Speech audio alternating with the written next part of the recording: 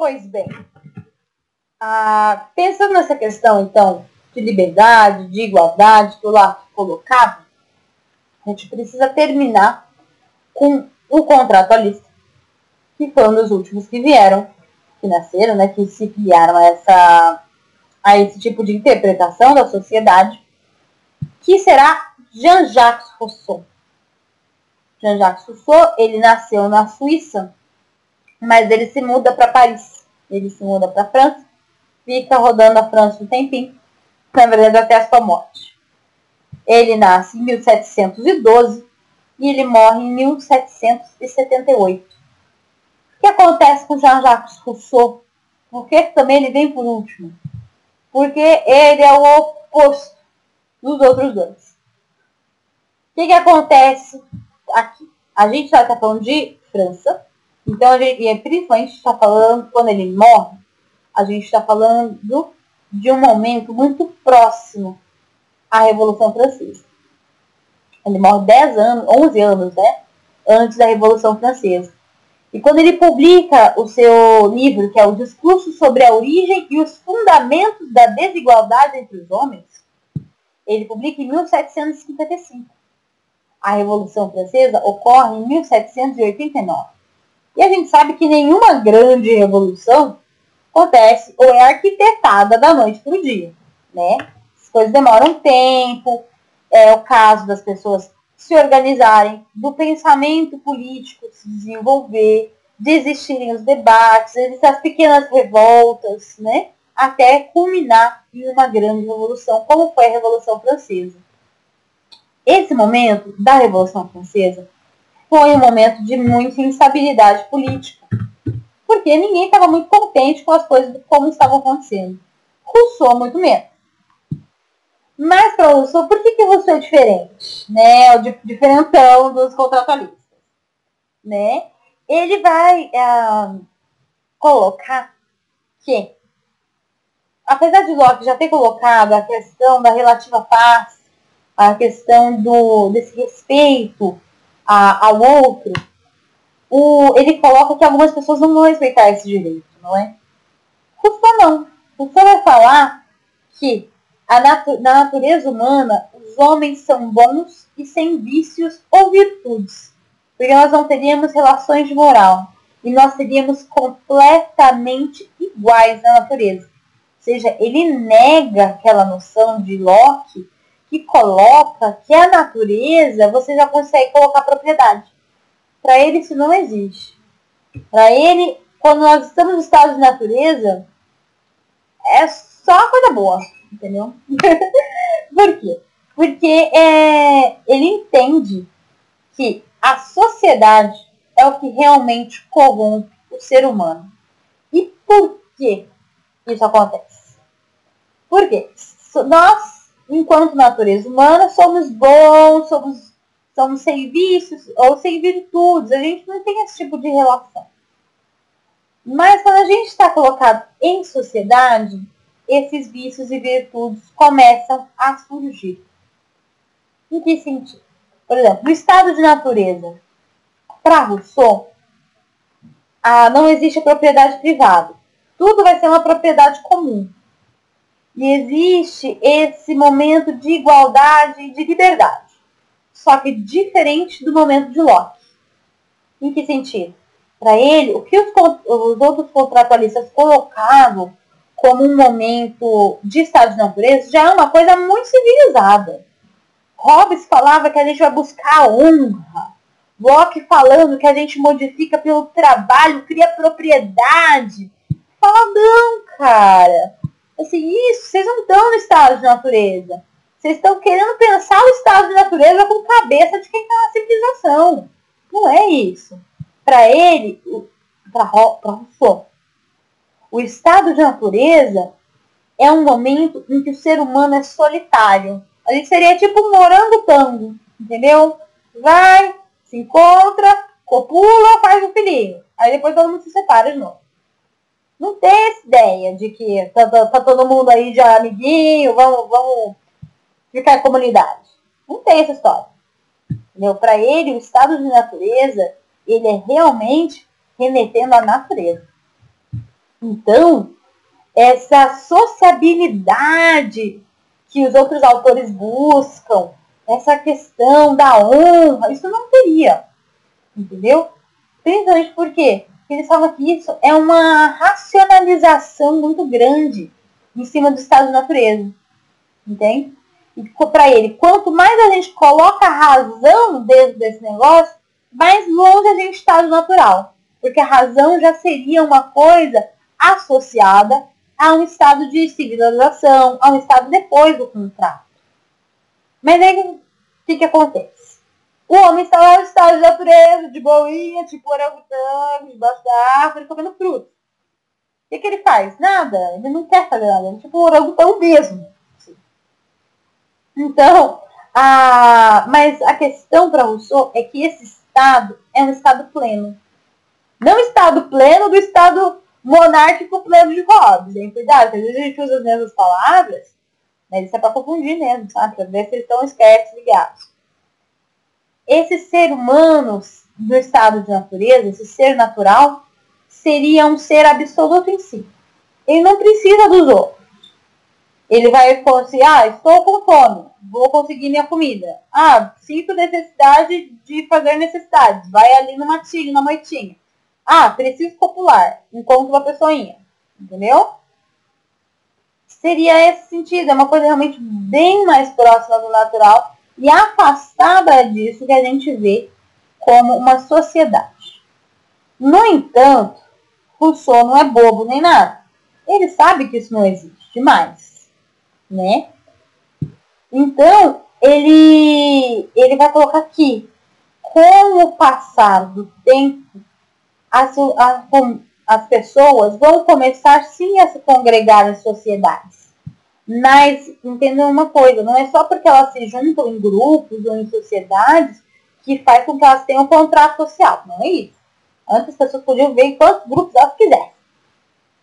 Só que o contrato vem quando existe a necessidade de fundação do Estado.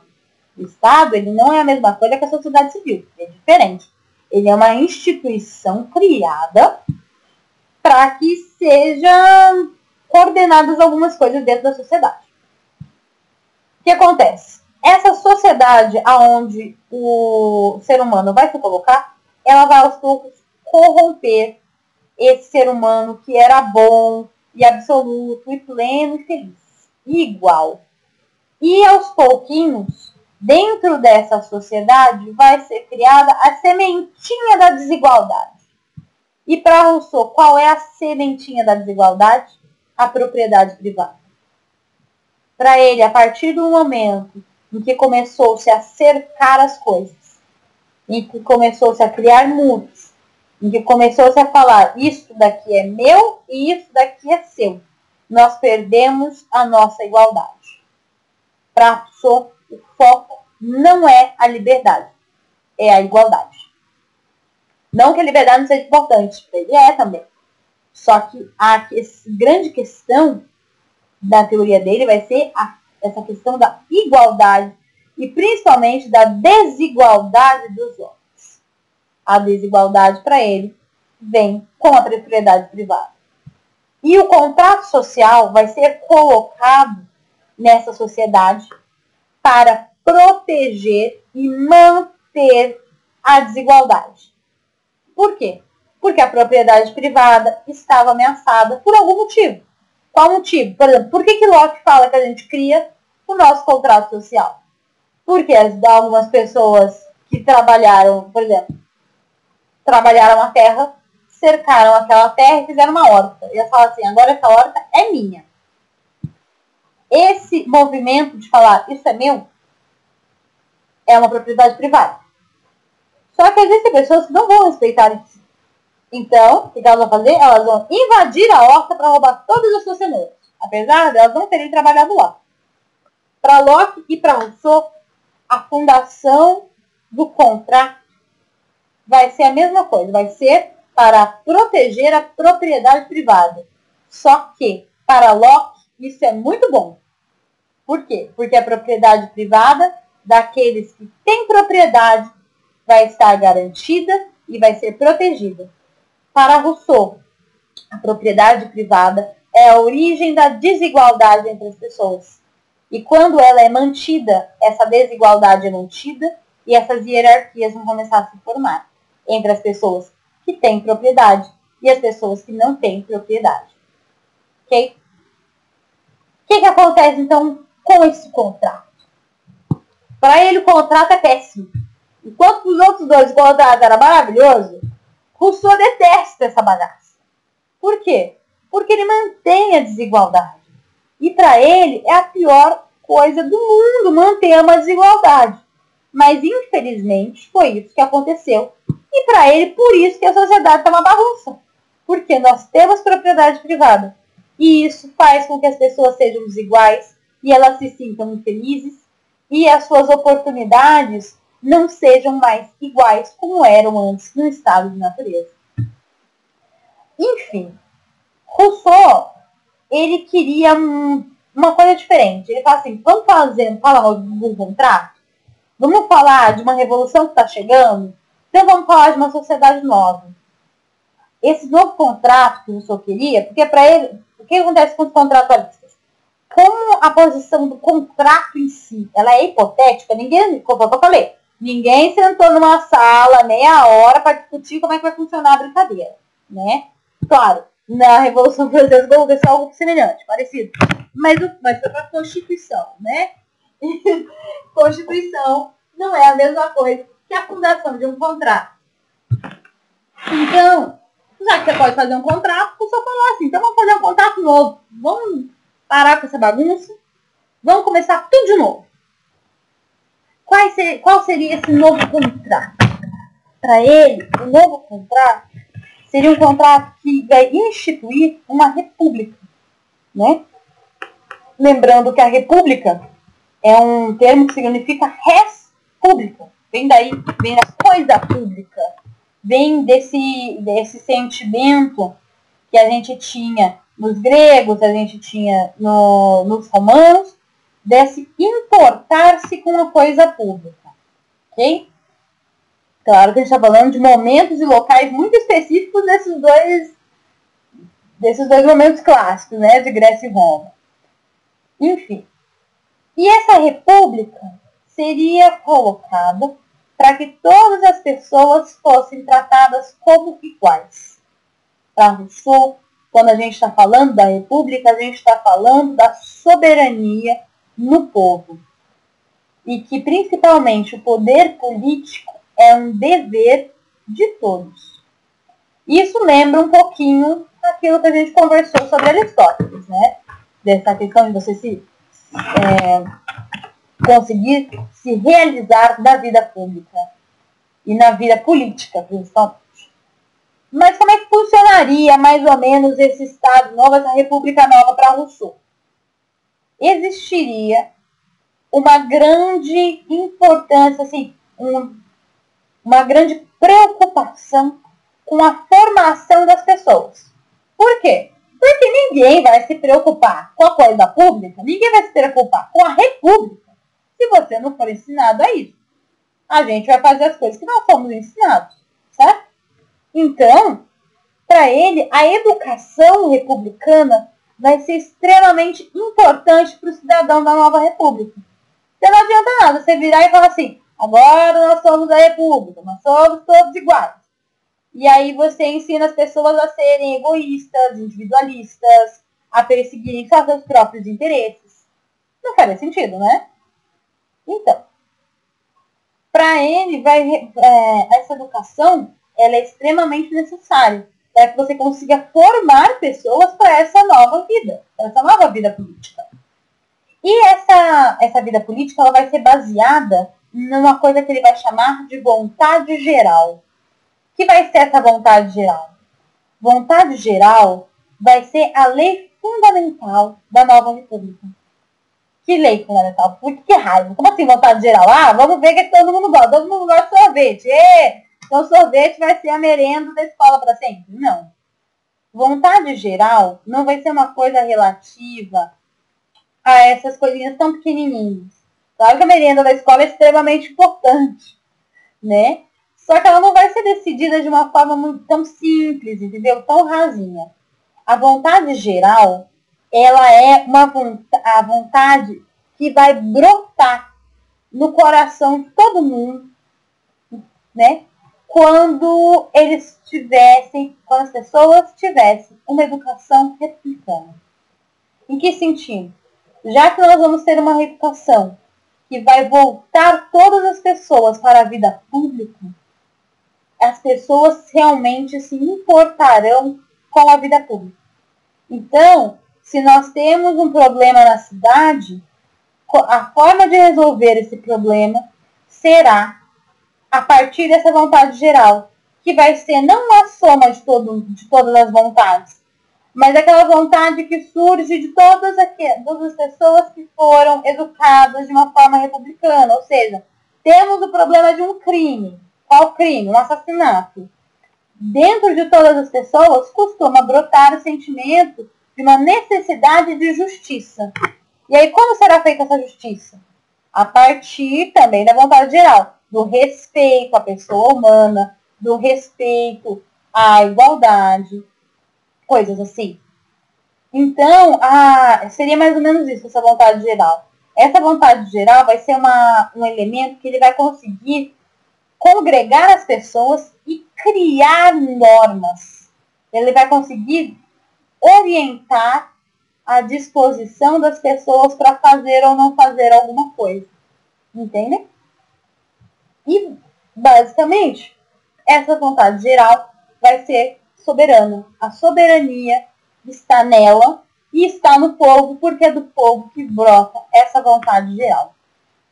Esses são os desejos mais profundos do coração de pessoa. E como é que funcionaria o Estado nesse sentido? O Estado vai ser um órgão legislativo. Por quê? Porque ele vai verificar se a lei está sendo cumprida. Ele vai verificar se a vontade geral vai estar sendo executada e vai estar sendo cumprida de uma forma correta, de uma forma igual, entende? E esse Estado, ele poderia, para Rousseau, ter diferentes governos, porque existe diferença entre o Estado e o governo. O governo é, por exemplo, uma democracia ou uma monarquia. É uma forma de governo. A forma do Estado, a questão do Estado em si, ele é uma instituição. A instituição do Estado, ela é uma coisa que está associada ao poder, à administração da coisa pública, voltada para a política. Ok? De uma forma muito simples é isso, e a gente vai desenvolvendo nas próximas aulas. O que acontece, então? Rousseau fala assim, temos diferentes tipos de estados, porque nós temos diferentes tamanhos de estados. Então, o governo para cada um desses estados, ele vai ter que se adequar ao tamanho do estado. Em que sentido?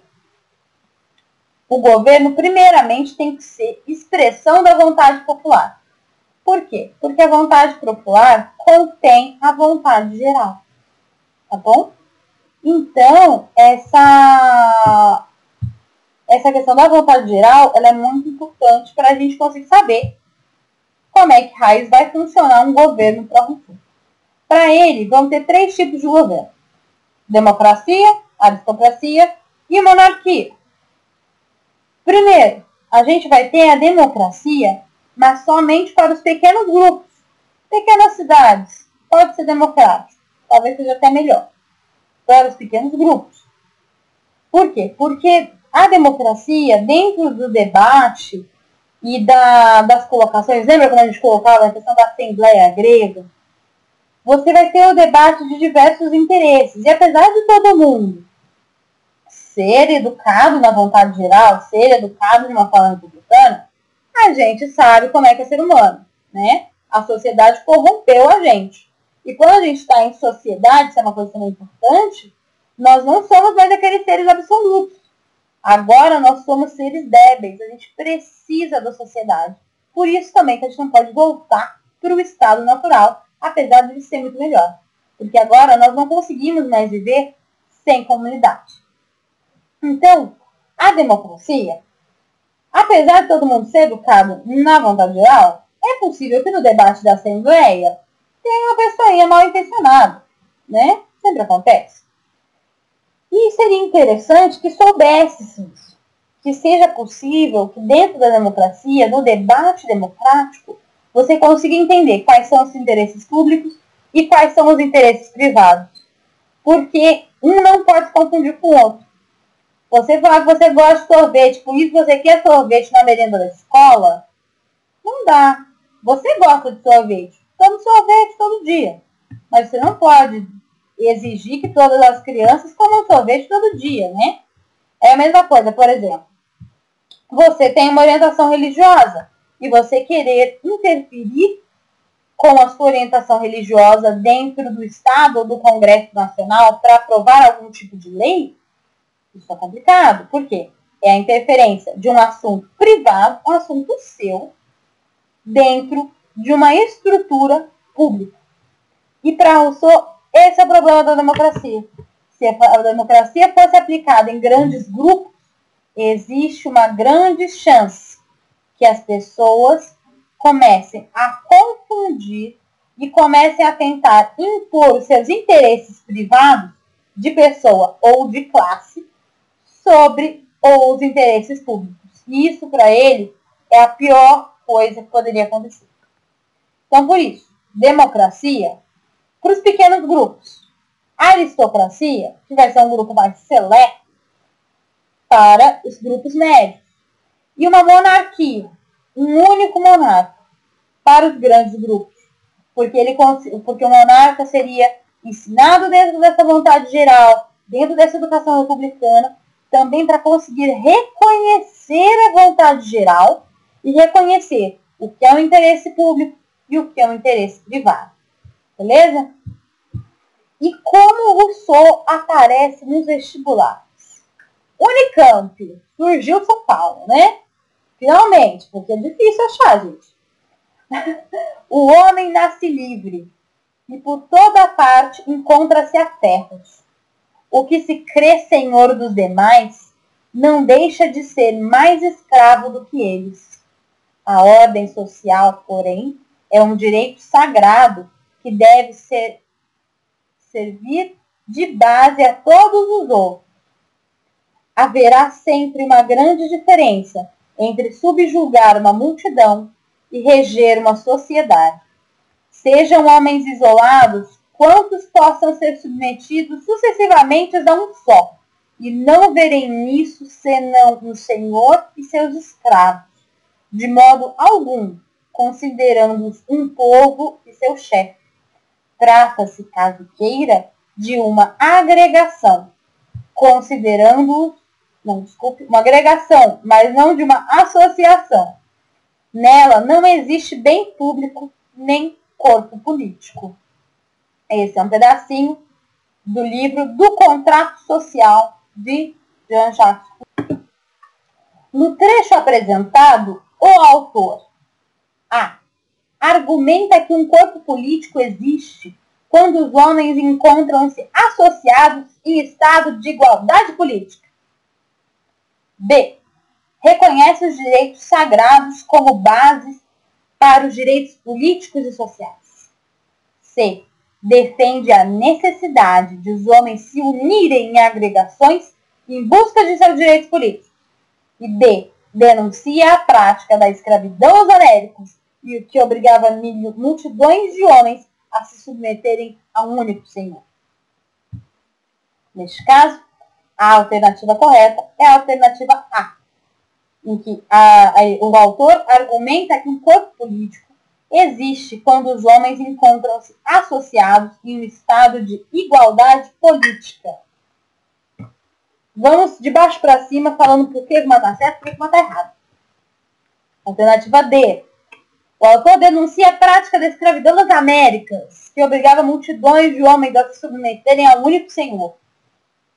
Não estou falando que o Rousseau não achava a escravidão uma coisa ruim. Mas não é isso que esse trecho está falando. E não é com isso que ele está preocupado nesse momento. Nesse momento ele está preocupado com o contrato social. C. defende a necessidade dos homens se unirem em agregações em busca de seus direitos políticos. Não. Quando o autor fala aqui de agregações, ele está falando principalmente de uma coisa que seria contrária a uma associação. Ou seja, a agregação aqui, ela tem uma conotação negativa. Ela seria simplesmente um conglomerado de pessoas. Não necessariamente isso significa que eles são um corpo político, que eles têm leis políticas, que eles estão voltados para a igualdade política. Tá? B. Reconhece os direitos sagrados como base para os direitos políticos e sociais. Não. Quando ele fala ali de uma questão do sagrado, ele está falando que a igualdade, ela é considerada uma questão sagrada. Ela é considerada uma questão a ser mantida e não ser questionada. Mas não existe para os direitos sagrados, principalmente se a gente for pensar uma questão de direitos religiosos. Ele não lida com isso. Para ele, os direitos políticos e os direitos sociais, eles devem vir baseados na igualdade e na liberdade das pessoas. Então, a correta seria A. O autor argumenta que um corpo político existe quando os homens encontram-se associados em um estado de igualdade política. Por quê? Com a fundação do contrato, você faz uma associação. E aqui vocês podem ver no texto que existe uma diferença entre agregação e associação. A associação está voltada para a política, para o bem público, para a república e para os outros elementos que vão constituir o Estado Nacional. Beleza?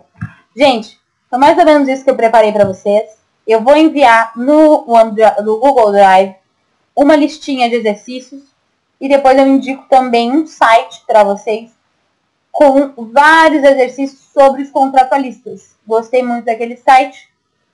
Eu coloco para vocês na descrição do vídeo, ok? Muito obrigada. Espero que a aula não tenha ficado muito maçante para vocês, mas pelo menos assim vocês conseguem ir ouvindo aos pouquinhos os diferentes autores e conseguem também estudar aos poucos, então não fica uma coisa tão chata.